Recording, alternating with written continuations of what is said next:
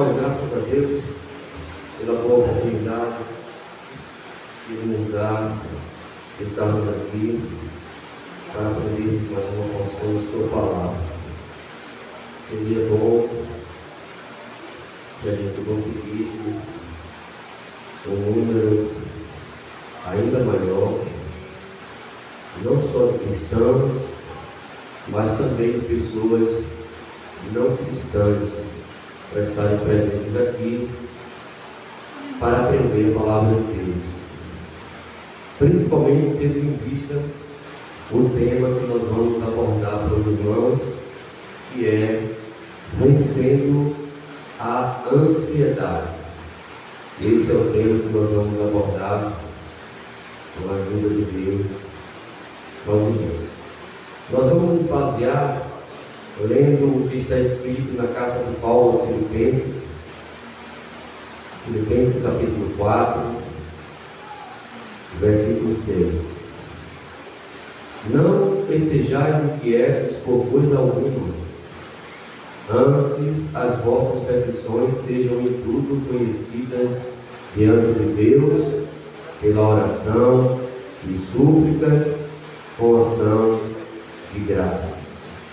Repetindo, Filipenses capítulo 4, versículo 6, não sejais inquietos por coisa alguma, antes as vossas petições sejam em tudo conhecidas diante de Deus, pela oração e súplicas, com ação de graças. Bem, como disse, meus irmãos, o assunto que nós vamos tratar para os irmãos é vencendo a ansiedade. Ansiedade, o mal que tem prejudicado a vida de muita gente. E é, podemos assim dizer, a ponte para uma depressão. A ansiedade é uma ponte para a depressão. É o estágio final, né? É um problema que acontece geralmente na mente da pessoa, um nível de estresse muito elevado, né? Começa assim, né? Com um nível de estresse elevado, daí um pouco a pessoa entra na ansiedade, e uma vez depois que entrou na ansiedade, se não houver um tratamento, cuidado especial, tanto de ordem material como de ordem espiritual, o risco, a probabilidade é grande de entrar em uma depressão. Aí se torna ainda mais difícil de tratar, né? Quando se trata no começo, né, a possibilidade é grande de uma recuperação mais rápida. Mas vamos lá, o que é a ansiedade? Às vezes, eu conversando com a esposa em casa, dizia para ela: rapaz, eu acho que estou meio ansioso, né? Quando eu começo a estudar, a gente percebe que no dia a dia alguns indícios, né, alguns sintomas que mostram isso aí. E, inclusive, há um tempo atrás a gente até passou por um tratamento também de ansiedade. Mas o que é a ansiedade? A ansiedade é uma perturbação psíquica caracterizada por um estado quase constante e permanente de inquietação, preocupação, angústia, intranquilidade, desassossego e medo, né? São alguns indícios ou sintomas da ansiedade. Vou repetir novamente: a ansiedade é uma perturbação psíquica, porque envolve a mente, né? Caracterizada por um estado quase constante e permanente de inquietação, preocupação, angústia, intranquilidade, desassossego, medo, etc. Que provoca um mal-estar e uma tensão constante. Esse estado de espírito altera negativamente a vida da pessoa e leva a afastar-se da realidade à sua volta, acabando muitas vezes, ou muitas das vezes, por prejudicar a sua vida e os seus relacionamentos. Se não houver um tratamento, não houver um cuidado, a ansiedade pode não somente prejudicar a vida da pessoa, mas também dos seus relacionamentos. Quando digo dos seus relacionamentos, isso aí engloba tudo, né? Relacionamento conjugal, relacionamento familiar, relacionamento de amizade, né? A ansiedade ela pode prejudicar a vida da pessoa até nesse sentido. Por que não devemos nos preocupar?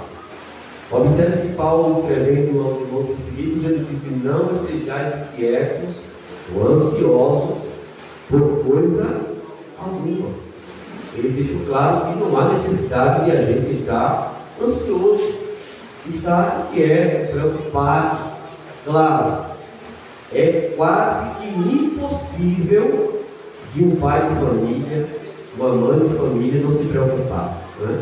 É impossível praticamente, se não se preocupar. Principalmente se a gente estiver vivendo um momento difícil, seja ele no sentido financeiro, no sentido de saúde, ou etc. Né?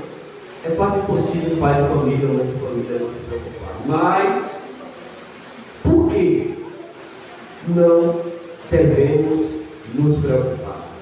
Primeiro, meus irmãos, eu quero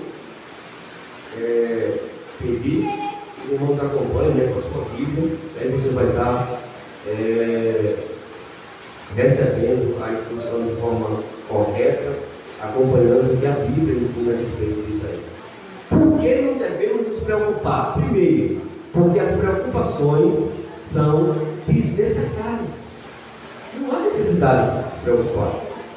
Ou seja, não estamos expostos ao destino cruel, nem entregues ao acaso. O Senhor, Ele guia os nossos passos. Por favor, abra sua Bíblia. A gente não está entregue ao acaso, nem tampouco ao destino cruel. Deus nos guia. Salmo 23, versículo 3, olha o que o salmista diz: refrigera minha alma, guia-me pelas veredas da justiça por amor do seu nome. Então o Senhor nos guia. E tudo em nossa vida acontece com um propósito. Nada acontece na vida do cristão, do servo de Deus, por acaso não, irmãos.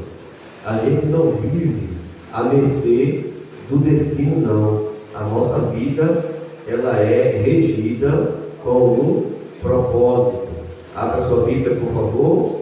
Epístola de Paulo aos Romanos, Romanos capítulo 8, versículo 28, a palavra de Deus diz o seguinte: sabemos que todas as coisas contribuem juntamente para o bem daqueles que amam a Deus, daqueles que são chamados por seu decreto.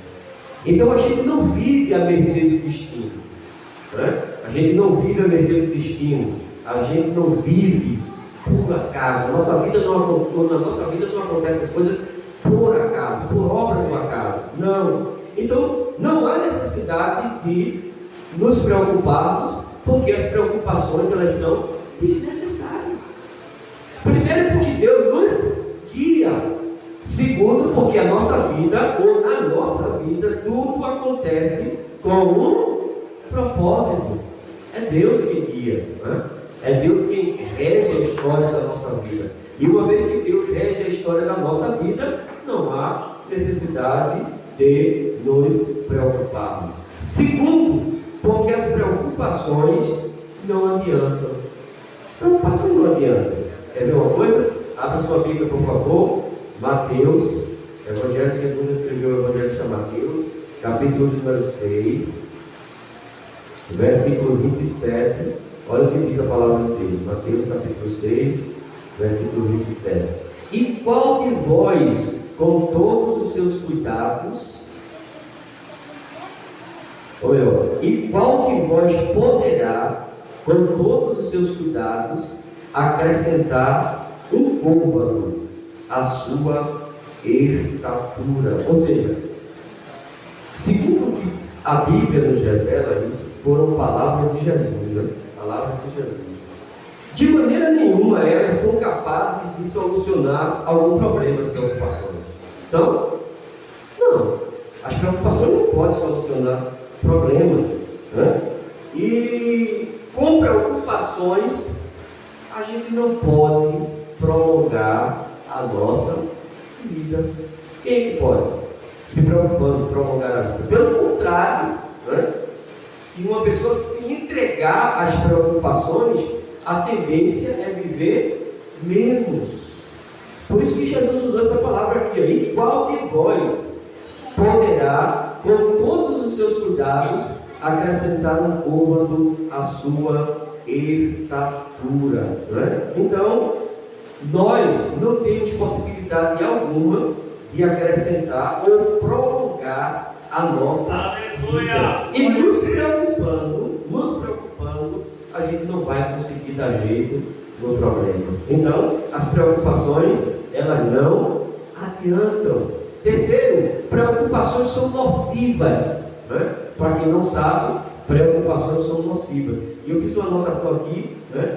Que na época, né, que eu anotei isso aqui, já estava ocorrendo isso. Hoje o avanço ainda está bem maior, né? O número, o índice está bem maior do que quando eu anotei isso aqui. Olha lá, segundo informativo seguro, as enfermidades psicossomáticas, que são enfermidades da mente, têm aumentado muito. Aí vem, o que é que acontece? Muitas úlceras, problemas cardíacos e outras doenças têm sido, ou têm sua origem nas preocupações.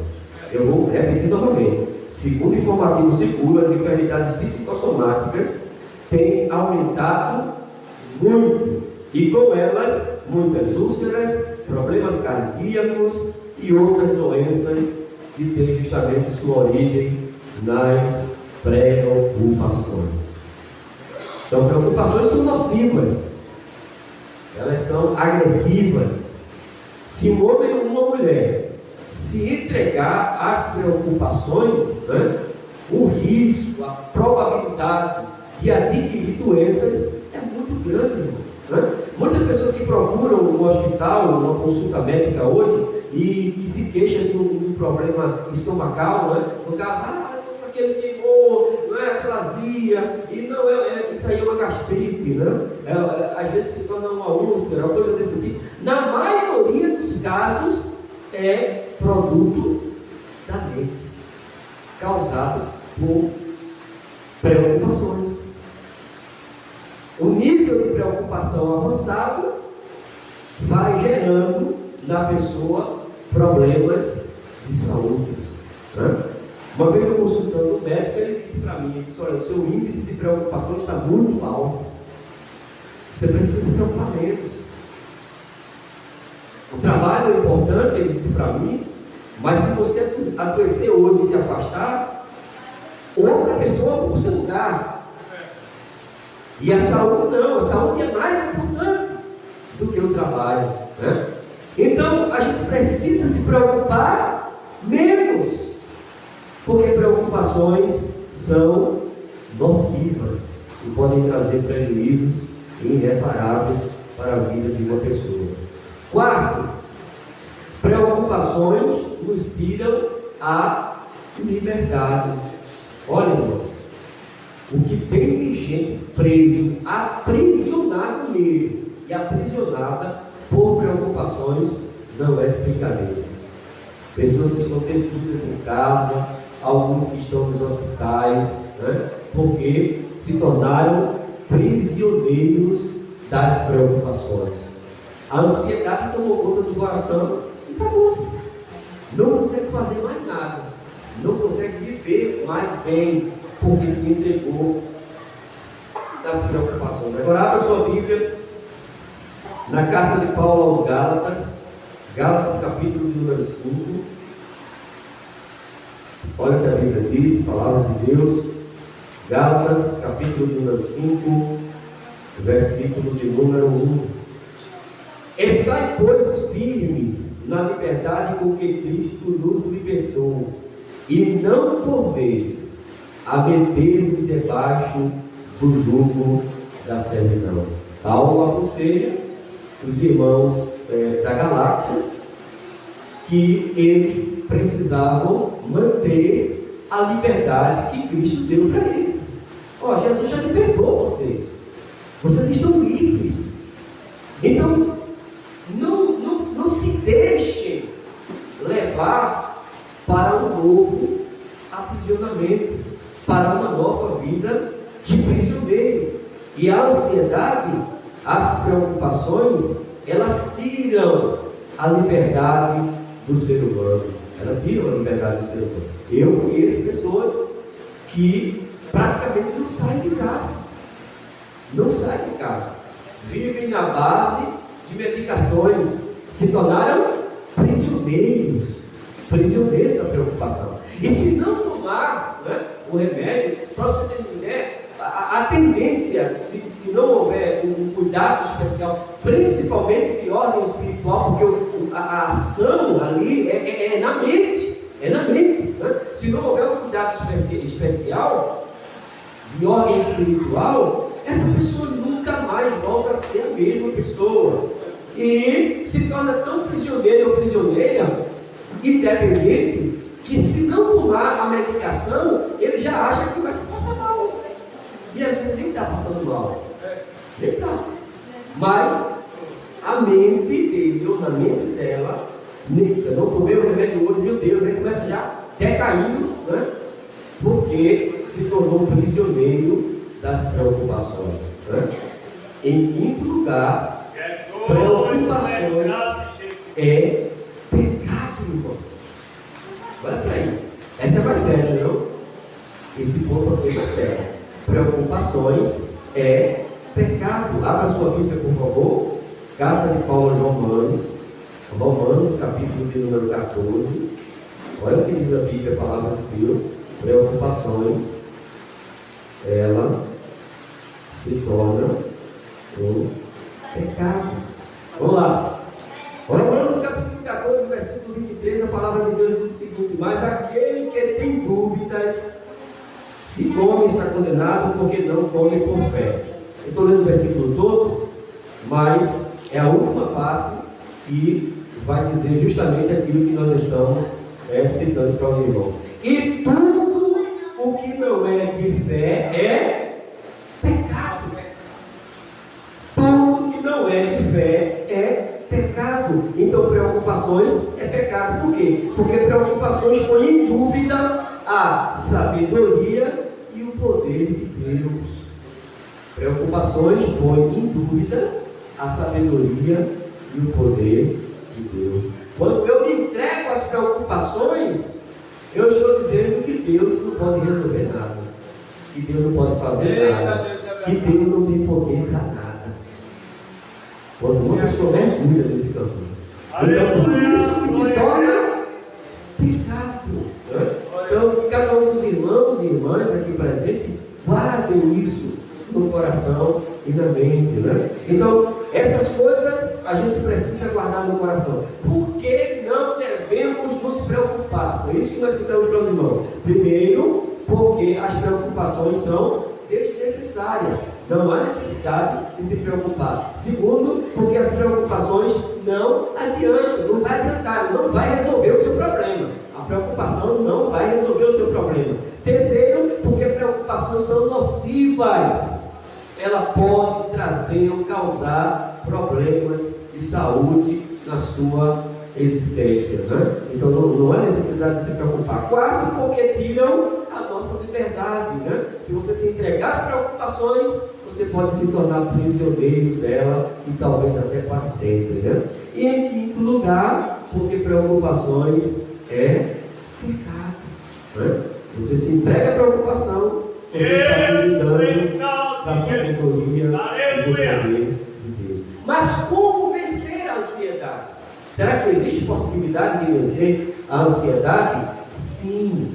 E Jesus deu exemplo disso. Jesus deu exemplo disso. Primeiro passo para vencer a ansiedade, como eu disse, a ansiedade ela não é somente uma ação física, mas também de ordem espiritual, porque atua na mente da pessoa. Então, para vencê-la, o primeiro passo é saber que Deus é nosso Pai e Ele conhece todas as nossas necessidades. Meus irmãos, isso é tremendo demais. Abra sua Bíblia, por favor.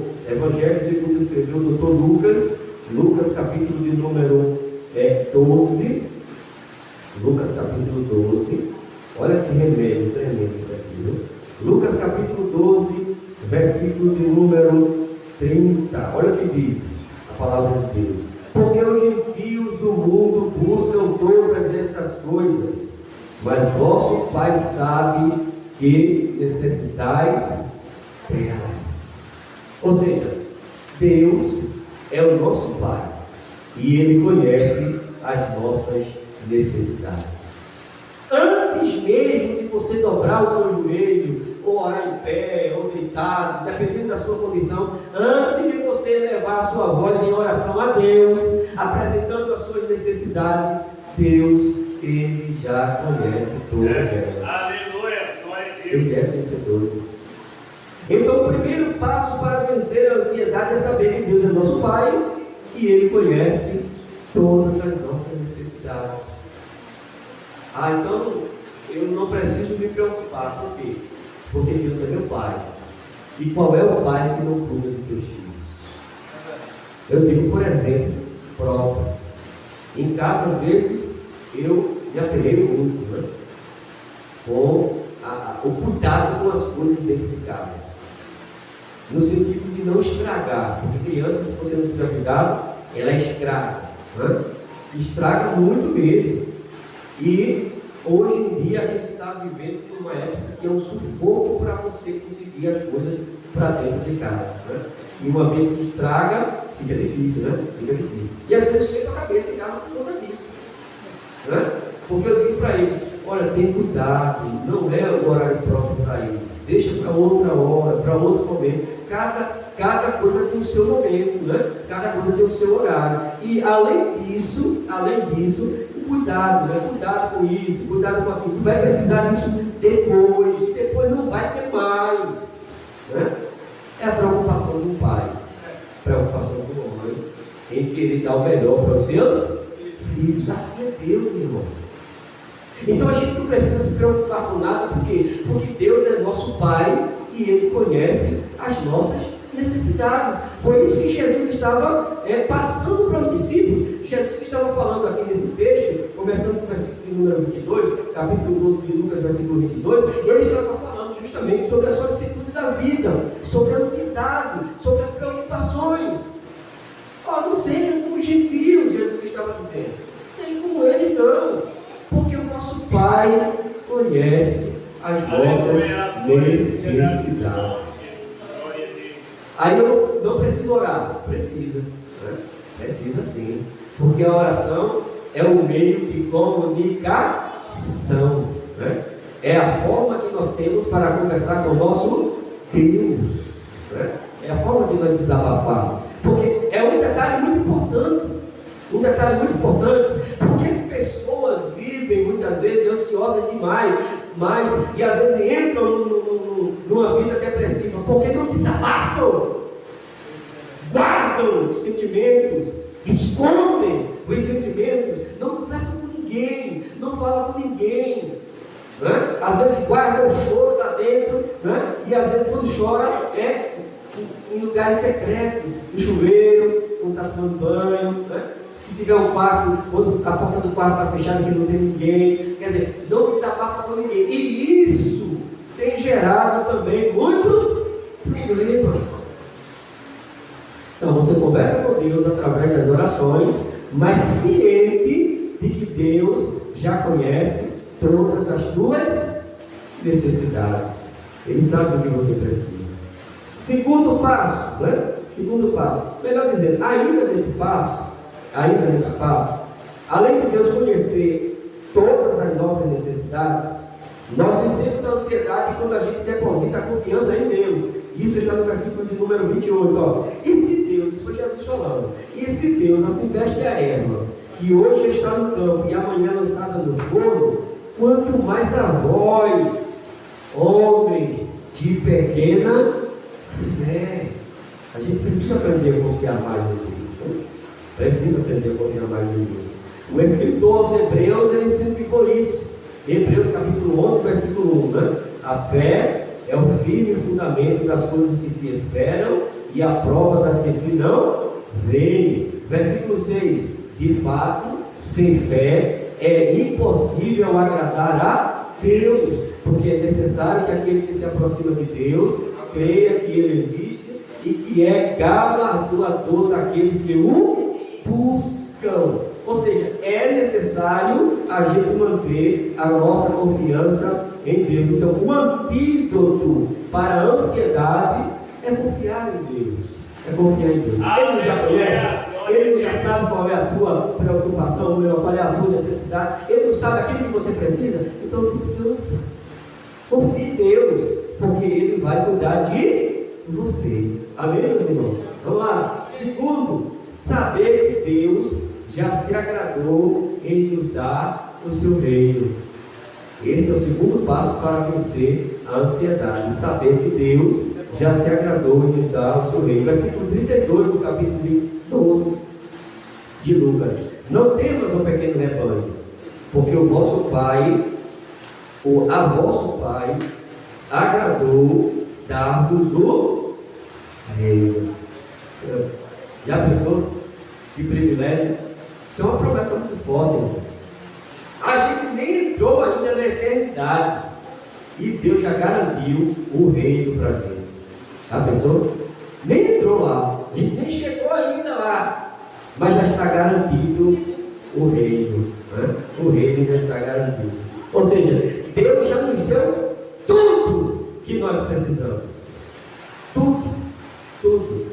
Ele nos deu seu Filho, João capítulo 3, versículo 16, porque Deus amou o mundo de tal maneira que deu o seu Filho unigênito para que todo aquele que nele crê não pereça, mas tenha a vida eterna.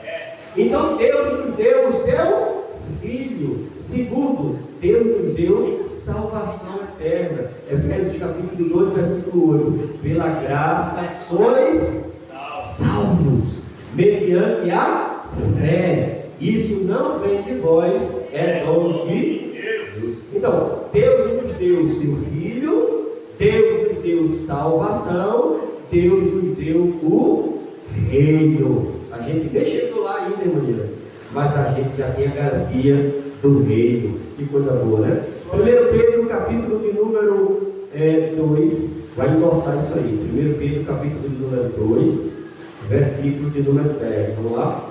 1 Pedro, capítulo de número 2, versículo de número 10, vai endossar isso aí. Vós que em outro tempo não erais povo, mas agora sois povo de Deus, que não tinhas alcançado misericórdia, mas agora alcançastes misericórdia. A gente não pertencia ao povo, à nação eleita, né? Não pertencíamos, mas hoje nós pertencemos, né?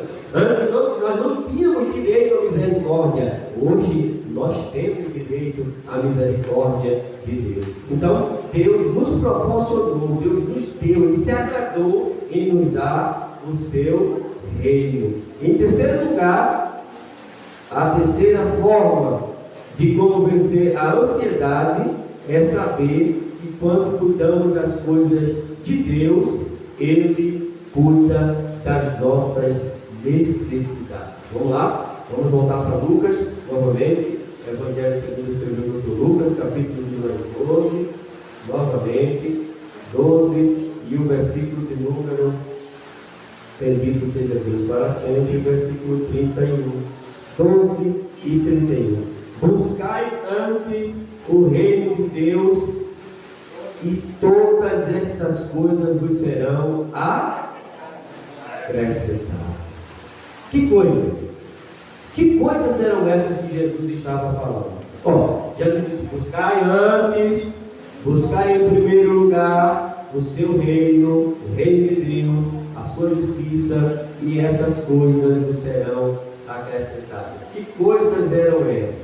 Aí a gente vai para o início do texto. As coisas que estavam preocupando os discípulos.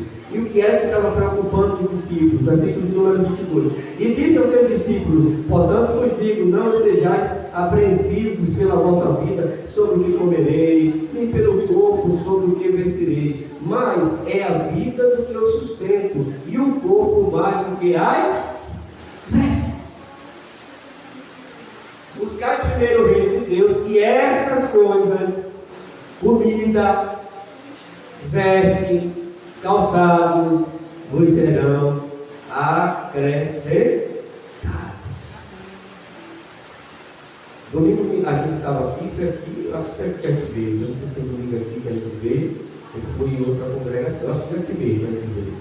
Foi domingo, não foi? Estava aqui? Foi. Domingo a gente estava aqui, e os irmãos lembram que a minha esposa estava falando, ela leu o Salmo 23, foi? Salmo 23, o Senhor é o meu pastor, nada me faltará. Ela leu. E ela contou a experiência pessoal dela, e na infância, adolescência e até a juventude, ela enfrentou muitas necessidades. A semelhança dela eu também. Eu estava escutando ela aqui e me veio a lembrança de uma coisa, eu não trouxe ela, domingo eu estava com ela aqui, né? Eu estava com a Bíblia de capa cor de vinho, eu troquei a capa dela é nova, né? Mas já faz um tempinho. Aí eu pensei ali, sentado ali, e pensei de lembrar os irmãos, que eu já contei aqui em uma outra ocasião, né? Eu passei por uma dificuldade tão grande, e eu postei até no Facebook recentemente uma foto antiga minha, né? Eu jovenzinho, adolescente, os irmãos que viram lá, eu sentado, todo matutinho, só tinha uma orelha, né? Só aparecia mais orelha, né? E se os irmãos observarem aquela foto, eu estou com uma Bíblia bem pequenininha, né? Metade dessa aqui. Aquela Bíblia ali, quem olhar ela direitinho, ela é daquelas que tem uma capazinha com zíper, então por fora toda bonitinha, né? Toda bonitinha ela, mas por dentro faltava a folha de brincadeira, né?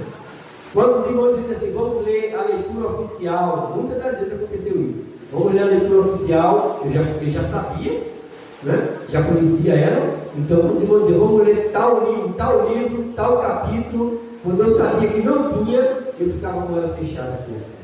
Fechava os olhos, e ficava com ela assim fechada, alguém olhando para mim dizendo, vou estar ligado no céu. Não estava nada, eu estava triste porque não tinha na minha Bíblia aquela página. Então eu tive muita dificuldade no início de fé, na minha infância, adolescência e até juventude. Eu me lembro que na campanha evangelizadora, o dirigente da campanha ganhou uma caixa de Bíblia capa dura, bem fininha, mais fininha do que essa aqui, capa dura, ainda me lembro, né? Diácono de saudosa memória, Gerson Inácio, né? Ele era o dirigente da campanha. E Israel lembra dele, né? Aí eu chamei ele, eu disse, me deu uma Bíblia dessa, né? Fiquei ansioso, né? Sua Bíblia nova, né? Um monte de Bíblia nova, me deu uma Bíblia dessa? Eu disse, não, isso aqui não é Bíblia para você não, você é pregador, isso é Bíblia para pregadores, mas Jesus, não é possível. Nem uma Bíblia capa dura, simples, eu não direito. É o que disse, né? E o tempo passou. Deus cuida da gente. As coisas que acontecem na vida da gente é só uma fase. Quando o salmista diz assim, o Senhor é o meu pastor, nada me falta não. Eu posso não ter no momento, mas lá na frente Deus providencia, porque as situações adversas são uma fase. Como eu disse aos irmãos, eu ia mostrar para os irmãos a Bíblia. Eu não trouxe ela hoje, deixei ela em casa, já visto atualizada. Eu ia mostrar para os irmãos ela. 25 anos faz que eu tenho essa Bíblia, né? Eu comprei ela no ano de 2000, mês de julho de 2000. Então, mês de julho agora completaram 25 anos que eu tenho essa Bíblia. Não existe ela mais no comércio, é edição Vida Nova, não tem mais, né? Quem comprou na época já está guardando como relíquia, porque ninguém tem mais, né? Ela é uma extração da Bíblia Thompson, que eu tenho também a Bíblia Thompson, né? É uma extração dela, bem mais ampliada, melhor de ler, melhor de manusear, né? Então, hoje eu tenho em casa mais de 7 Bíblias. Mais de 7. Essa aqui é simples, né? Essa aqui é simples. Mas a maioria das minhas Bíblias são todas elas de estudos. Minha esposa tem umas 3 ou 4, né? Minha esposa. O menino tem a Bíblia dele, não traz porque ele não quer, mas eles também têm a Bíblia nova e completa, sem faltar nenhuma coisa. Na idade deles eu não tinha esse Bíblia. Né? Então, faz parte da vida as adversidades. Né? Então a gente precisa fazer o quê? Cuidar das coisas de Deus.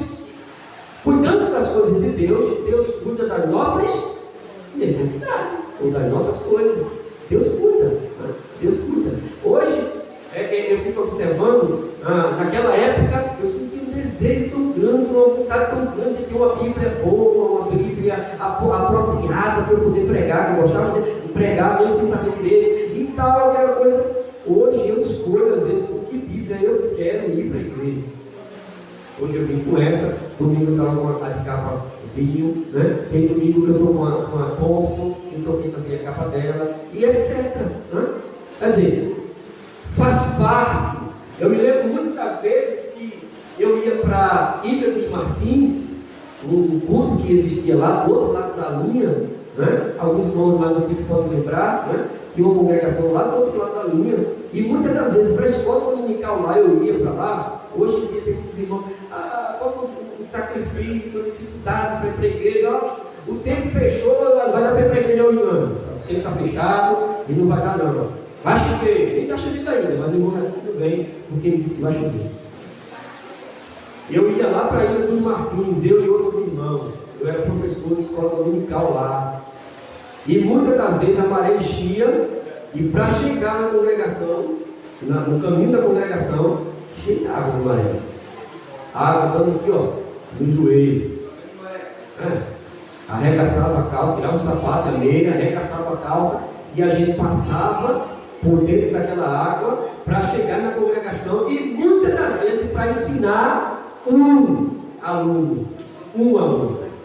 Aí tem professor que diz assim: olha, hoje não vai ter, a classe não vai funcionar não, vamos juntar aqui a classe com aquela ali, porque só tem um aluno.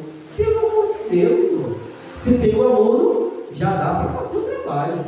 Hoje não vai ter escola dominical não, viu, meus irmãos? Porque só tem 4 pessoas, só vai vir 4 pessoas, então não vai ter escola dominical não. Pelo amor de Deus! 4 pessoas é muita coisa. E, além de ser muita coisa, num lugar bom. E eu tinha que atravessar, era água no joelho, muitas vezes, eu e outros irmãos. E para ensinar, ó, uma pessoa só. Uma pessoa. Eu voltava para cá. E sabe o que acontecia? Muitas vezes eu ia com sapato bom e voltava com sapato ruim. Uma vez mesmo, eu nunca mais esqueci. Eu fui e na volta o solado ficou no caminho. O sapato abriu assim no pé direito, parecia um cururu. Inchado. E eu com o pé no chão andando. Meu Deus do céu. Passei direto. Ao invés de eu dobrar antigamente, né, tinha um caminho que dava ali na rua do posto, né? Tinha um caminho ali. Hoje a escola fechou, né? A escola fechou, mas passava ali, né? Ou por ali, ou pegava lá aquela rua de Marta Mora, por ali, saindo na rua do pescador. Eu passava direto, ia embora, vinha sair aqui, né? Na rua da praça de eventos, ali naquela praça de eventos, né? E lá da Mafisa. Eu vinha andando pela linha até aí, para ninguém me ver, porque o sapato parecia um cururu. Pegava aquela rua dali da Mafisa, né? Atravessava a pista e ia pela fábrica de pólvora, porque também não tinha muita gente ali, né? Para ninguém ver, para poder chegar em casa sem ninguém olhar o meu sapato, parecendo um cururu que um só lado tinha ficado no caminho. Aí Jesus ia providenciar no outro. Então pensava que não, o outro dava problema. Sabe o que eu acho interessante? É que Jesus só providenciava um. Só era um para de sapato, era 2 3 não, era só um. Era regra mesmo. Todo mundo, para você continuar trabalhando. E eu continuava trabalhando. Eu me lembro como se fosse hoje. Eu ganhei muitas das vezes aquele sapato emborrachado, sintético, né? Sintético, né? Bonito, bicho é bonito, mano. Sapato sintético, brilhava aqui só, né? Meu Deus, parecia óleo brilhando, né? Bonito também, é fraco, irmão. Levando só chupa, ele rachava, aqui um pouco o dedão estava do lado de fora. Assim. Regrado, né? Regrado. Hoje, graças a Deus, né? Eu digo a minha esposa, eu nunca mais comprei sapato. Eu tenho 11 anos de casamento. 11 anos que eu estou casado com a irmã de irmão. Dentro desses 11 anos, eu não comprei um par de sapato para mim. Só os irmãos acreditam? Não.